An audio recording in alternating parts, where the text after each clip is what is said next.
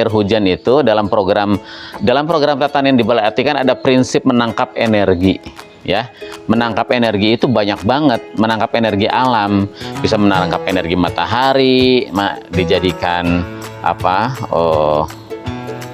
listrik gitu, dijadikan kekuatan fotosintesis untuk tumbuh-tumbuhan, menangkap energi angin, menangkap energi hujan gitu. Jadi air hujannya kita manfaatin untuk apa? Untuk nyiram, untuk kolam begitu. Jadi nggak ada yang sia-sia. Yang diciptakan oleh Tuhan itu sesungguhnya semuanya untuk keperluan hidup kita, Neng, ya. Nggak ada Tuhan itu menciptakan kesia-siaan di muka bumi ini. Semuanya bermanfaat, air hujan, matahari, kita bisa manfaatin itu dan nggak usah beli gitu, nggak usah beli.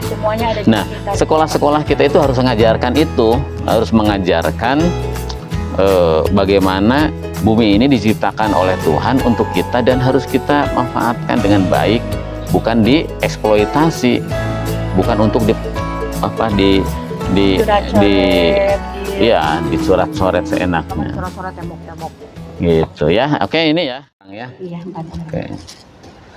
Oke, terima kasih ya. Tadi saya turun di depan langsung keliling ke belakang. Sekolahnya sudah ada perubahan. Sudah ada perkembangan. Segernya lihat tanahnya bagus. Terus banyak tumbuhan, terus banyak memanfaatkan barang-barang yang biasanya kita anggap tidak kepake dimanfaatin. Belakang sana ada kolam lele gitu, kemudian ke belakang, di belakang masih ada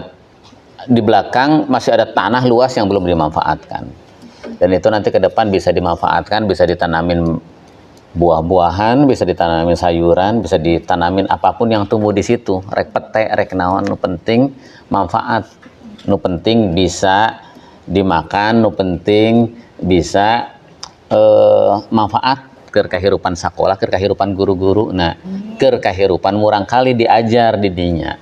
Kalau dibawa ditata sedemikian rupa, nanti menyerupai saung manglid, menyerupai tempat apapun yang paling kita sukai dari alam ini.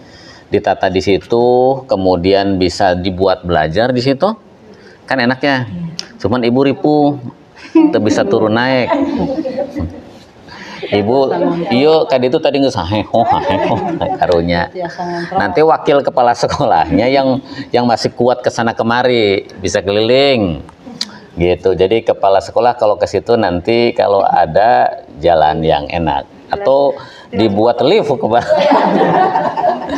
atau dibuat sosorodotan, Bu. Ibu nanti kalau ke bawah nyorodot, serodot ke handap, ngontrol di handap. Yuk, gitu. Ya, iya. Jadi nanti ada wakil kepala sekolah yang bisa ke sana ngontrol. Ada kebun masih luas ya, itu sayang. Gimana magernya? Nanti pagarnya nggak harus susah, nanti nyari pohon apa sih yang bisa dibuat pagar, suji atau apa itu? Pohon suji, pohon apa itu teh? Ya yang soalnya tanemin pohon itu kan kalau dirempetin mah itu jadi pagar. Dan itu harus diajarin loh ke masyarakat kita, ke anak-anak kita, bahwa pohon suji itu bisa dipagar gitu dan bisa menjadi keamanan kalau nggak punya uang, dan itu kan bermanfaat gitu. Dan sekolah-sekolah kita kadang nggak ngajarin yang kayak gitu, nggak ngajarin sesuatu yang sebenarnya itu bisa dimanfaatkan tapi tidak dimanfaatkan, bisa dimanfaatkan kemudian karena nggak tahu ilmunya, kemudian barang itu menjadi sampah. Kayak ban motor, itu kan ban motor tuh bagus, itu botol-botol aqua, itu harus jadikan pengetahuan ke anak-anak. Anak-anak harus dikasih tahu, harus disadarkan, dan itu harus dimulai dari sekolah. Karena botol itu kalau nggak dimanfaatin biasanya dibuang, dibakar. Ban motor kalau nggak dimanfaatin dibuang, dibakar. Dan itu udah tahu kita bahwa dibakar itu menimbulkan polusi dan itu akan mempengaruhi pemanasan global. Sekolah-sekolah kita harus melahirkan peradaban. Saya kesana lagi ke belakang, ada tempat kompos disebut sebenarnya itu kayaknya pembuatan buat tempat kompos kayaknya tuh, pembuatan kompos. Tapi ilmunya belum dikasihkan sepertinya. Jadi masih dicampur, dibakar di situ. Nah itu nanti harus pelan-pelan diajarin. Bukan hanya guru-gurunya harus tahu, tapi anak-anak dan penjaga sekolah harus tahu tuh. Karena soko guru yang biasanya kesana kemari itu penjaga sekolah. Dan itu masih dicampur plastik, dibakar di belakang, itu sayang. Dan itu kan harus diajarkan dari anak-anak kita. Nanti dari mulai buang sampah di setiap kelas nanti ada tempat sampah 2. Dan dari situ harus merembes nanti di rumah harus seperti itu. Harus itu kan bau sampai sini tuh pembakarannya. Kecium nggak? Nah, di setiap kelas ada sampah organik, non-organik, atau satu unit kelas nanti ada beberapa tempat sampah organik dan non-organik. Dan dari situ nanti siswa mulai belajar dimensi profil pelajar Pancasila, dihabituasikan, dibiasakan. Apa itu? Kedisiplinan buang sampah, tanggung jawab, gotong royong. Dan dari situ nanti siapa yang buang bisa setelah terkumpul terpisah-pisah nanti bisa dibuang ke tempat sampah oleh siswa atau di collecting oleh penjaga sekolah, dimasukkan ke banana circle atau ke komposter apapun yang sudah kita buat. Kalau ada banana circle, simpen di banana circle. Kalau ada komposter portable, simpen di komposter portable. Dan sisa-sisanya plastiknya seperti apa nanti bisa dibuat ecobrick dan lain sebagainya. Dan dari sekolah harus dimulai cara bagaimana pengurangan sampah plastik. Nah, ibu maksudnya ibu bawa tumbler kayak gini kan untuk mengurangi sampah plastik. Dan itu kan harus diterangin ke siswa. Kenapa sih harus ngurangin sampah plastik? Itulah yang kita maksud dalam sistem berpikir kita disebut dengan niti harti. Yang dalam taksonominya belum disebut knowledge, pengetahuan. Jadi segala sesuatu hanya akan bisa dilakukan oleh siswa menjadi karakter, menjadi kebiasaan apabila siswanya tahu.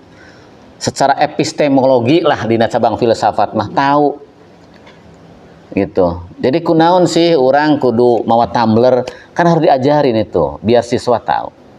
Demikian juga itu komposter. Kalau komposter siswa tidak diterangin bahwa ini adalah komposter, manfaatnya apa, komposter itu apa, kemudian bagaimana cara menggunakannya, gitu, ya, komposter itu apa, gitu, dari dimensi ontologinya kalau itu diterangin ini apa, kemudian dari epistemologinya bagaimana.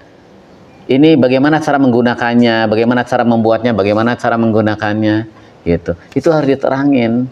Kemudian dari sisi aksiologinya, dari sisi nilai gunanya, manfaatnya itu apa. Kalau itu nggak dilalui, jadi bangke. Nggak akan mempunyai manfaat apa-apa. Nah, disinilah pentingnya sistem berpikir yang harus dikembangkan oleh kita di sekolah-sekolah. Jadi saya berbahagia ini sekolahnya udah hijau. Nah, terus harus disempurnakan. Dan sekolah hijau ini adalah struktur lingkungan dalam program kita, dalam program Tatanen di Balai Atikan, menghijaukan sekolah itu adalah struktur lingkungan. Cukup di situ tidak, harus menjadi struktur kurikulum. Saya nggak tahu apakah itu gerakan tanam-tanaman di sini ditanam berbarengan guru dengan siswanya atau tidak. Nah, kalau bareng berarti sudah menjadi struktur kurikulum. Saya tidak mengharapkan sekolahnya hijau bagus Pak, ini ditata ada pot, ada segala macam di sini. Nah, tapi tidak terjadi taking ownership. Apa taking ownership itu? Kerjasama. Kepemilikan. Tidak kepemilikan, tidak menjadi passion. Nah, tidak menjadi kepemilikan guru-guru dan siswa-siswanya. Tidak menyatu, tidak menjadi habit, tidak menjadi culture, tidak menjadi iklim sekolah, gitu. Nah, itu kan bisa sekolahnya hijau bagus, bedengannya bagus, subur, sayurnya bagus, tapi itu yang ngerjain penjaga sekolah aja atau ngeburuhin masyarakat sini yang suka bertani suruh bercocok tanam di sekolah. Itu baru struktur lingkungan. Jadi belum menjadi habit, belum menjadi pembelajaran, belum menjadi struktur kurikulum. Nah, ini yang kita inginkan bahwa sekolah-sekolah itu menjadi pusat perubahan, pusat peradaban. Jadi kalau ngomongin sekolah ya, tempat yang paling menyenangkan itu di mana, yang paling enak untuk hidup, untuk tinggal, sekolah. Tempat yang paling enak dipandang mana sih? Sekolah. Tempat yang kalau kita lihat ngelola sampahnya bener mana sih? Sekolah. Tempat yang indah di mana? Sekolah. Yang nyaman sekolah, tempat yang menyenangkan sekolah. Karena sekolah itu kan taman. Saya tadi terangin di depan. Sekolah itu taman, sehingga Ki Hajar Dewantara menyebut sekolah itu dengan nama taman siswa. Taman siswa, kenapa Ki Hajar menyebutnya taman siswa? Taman siswa itu kan, taman itu tempat tumbuh kembangnya berbagai macam tumbuhan, berbagai macam benih. Dan siswa-siswa itu adalah benih dengan berbagai macam karakter. Dan taman itu pasti sangat menyenangkan, karena taman itu digambarkan itu ada airnya ngalir, ada buah-buahan, ada bunga-bunga, ada sayuran di situ, ada ikan. Itulah taman. Maka sekolah harus mencerminkan itu. Jika sekolah-sekolah itu harus menjadi pusat peradaban. Jangan pernah berpikir kita akan melahirkan anak-anak yang mempunyai karakter baik, karakter mulia, akhlaknya mulia, soleh, kalau tempatnya tidak nyaman, tempatnya tidak menjadi sumber pembelajaran, tempatnya tidak mencerminkan pembelajaran, tempatnya tidak menjadi perangkat dan sumber belajar yang baik. Gitu. Karena apa? Dulu juga saya udah terangin di sini. Setiap yang dilihat oleh anak-anak itu akan, yang dilihat, yang dicium, yang didengar itu akan menjadi nilai masuk ke dalam diri anak, dan itu akan menjadi karakter dalam diri anak. Kalau anak-anak sekolah di sini sering melihat tempatnya bersih, sama ibu dibiasakan kebersihannya, sama ibu sering diajarin ini loh, ini itu tanah bisa kita tumbuhin tumbuh-tumbuhan, tanamin sayur-sayuran, dan sayur-sayurnya bisa bermanfaat gitu. Itu nanti itu akan menjadi kebiasaan anak-anak, menjadi habit, dan itu akan terbawa ke rumah, terbawa dalam kehidupannya di masa yang akan datang.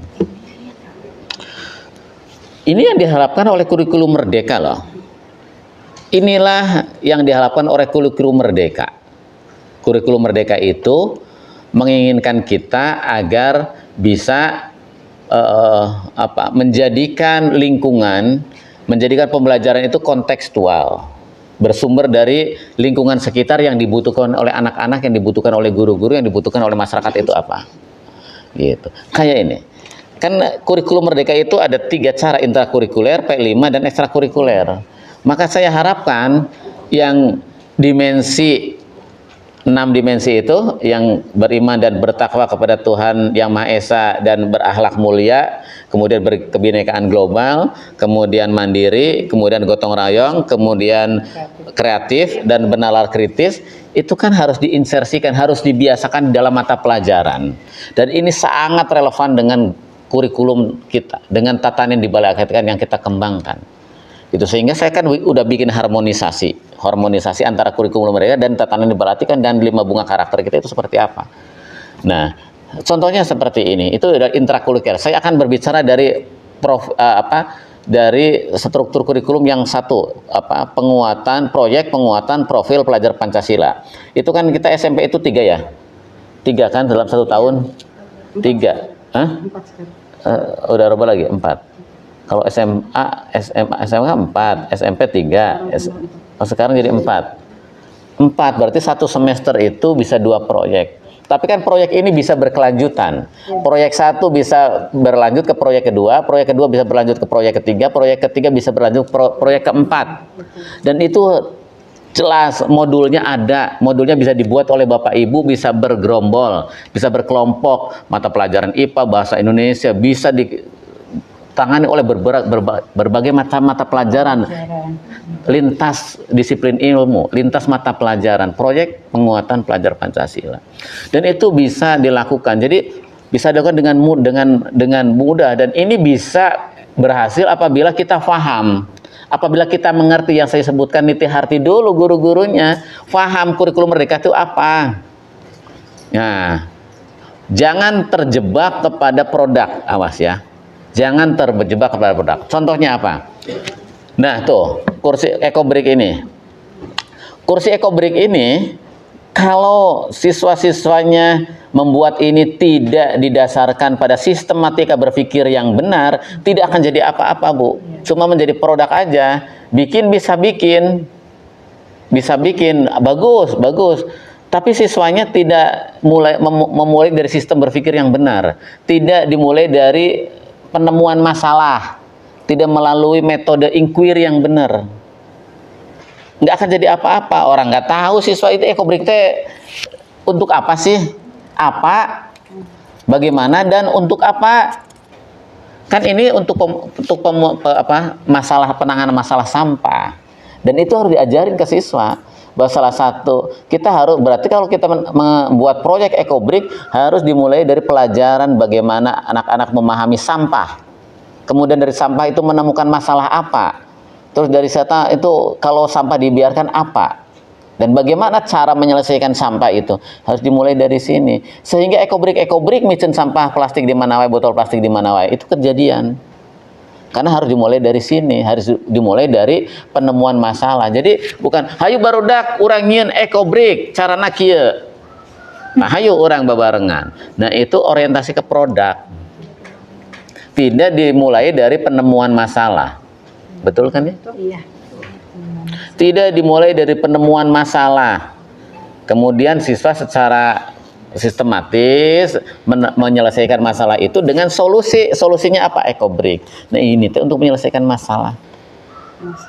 Tapi harus panjang. Menyelesaikan kursi ini bisa jadi ini 3 bulan 4 bulanan. Harus dilalui prosesnya. Dimulai dari anak-anak mencium itu sampah. Dimulai anak mengumpulkan. Kumpulin tiap hari dan itu kan pembiasaan dan itu bisa dihitung. Membersihkan plastik yang kotor dari situ akan tumbuh. Gitu, mengumpulkan setiap hari. Bener nggak anak mengumpulkan plastik? Dan itu kan bisa menjadi penilaian lewat pengamatan. Jadi ulah ngitung, iya, poe misalnya 10 menit kudu ngumpulkan sampah entong gitu. Oke, nu penting siswa ngumpulkan sampah setiap hari yang ia produksi. Dari mana itu? Dari misalnya dari kursi yang diikat, botol yang diikat di meja kursinya, mejanya masing-masing. Jadi siswa habis masukin situ. Kalau ininya terisi baik gitu, itu kan pembiasaan. Jadi penampungannya Pak ya. Jadi nggak usah dihitung juga, kan kita bisa akumulasi itu memakai judgement profesional kita tuh. Yang mau diterapkan. Nggak usah dihitung. Sekarang jam proyek penguatan profil pelajaran Pancasila 10 menit guruna cicing sok tah pertanyaan pemantikna iya tak iya nu kudu dilakukan. Jangan juga kayak gitu. Kan kita sebagai guru orang dewasa bisa melakukan pengamatan kebiasaan siswa kan. Nah gitu. Jadi ini harus berlanjut loh. Misalnya nih, nih. Dan proyek penanganan sampah sekolah itu bisa menjadi proyek penguatan profil pelajar Pancasila semua siswa di sekolah itu. Kayak penanganan sampah sekolah ini, itu bisa menjadi proyek penguatan profil pelajar Pancasila di sekolah ini. Dan itu bisa menjadi lintas ilmu, matematikanya, IPA-nya, bahasa Inggrisnya, bisa itu. Jadi nanti nggak ada lagi pembakaran sampah di sana. Yang terjadi adalah nanti sampah-sampahnya udah terpilah, ada yang membuat proyek nanti solusi dari kelas 7A itu banana circle solusinya, solusi dari kelas 7B solusinya itu adalah komposter portable, bermacam-macam solusi dari sampah sekolah, dan itu bisa dijadikan proyek dalam jangka waktu 1 semester Bu. Dan kita akan lihat itu efektivitas proyek itu dari laporan harian, daily report, jurnal. Ya, dari jurnal. Nanti siswa bisa bikin. Bisa dilihat nanti kalau sampah ini berantakan berarti proyek penguatan profil pelajar Pancasila gagal. Atau bisa nanti ya kalau bagusnya sih 1 sekolah. Jadi enak penanganannya masif kerasa gitu. Jadi nanti solusinya itu adalah komposter portable pada tahap pertama. Gitu. Nanti kesananya itu membuat kompos. Dari kompos itu nanti proyek ketiganya bisa dimanfaatkan untuk tanaman dari kompos itu. Jadi proyeknya itu berkelanjutan dan itulah struktur kurikulum TDBA. Di situ udah kena tuh. Dari situ udah manfaat. Siswa-siswanya jadi terbiasa buang sampah dengan benar, paham. Kemudian siswa-siswanya bisa bekerja sama, dimensi kerjasama udah ada, gotong royong, bisa mandiri, bisa kreatif, bernalar kritis. Dari proyek penguatan pelajar Pancasila ini, itu bisa didekati dengan berbagai macam disiplin ilmu nanti. IPA-nya, matematikanya, semuanya bisa di situ. Karena ilmu itu melingkar, Pak. Kalau kita berbicara sampah, di situ semua ilmu ada. Matematikanya ada. Bagaimana nanti cara menghitung sampah yang dihasilkan. Nanti dirata-ratakan per hari berapa. Terus nanti bikin komposternya berapa tingginya. Gitu.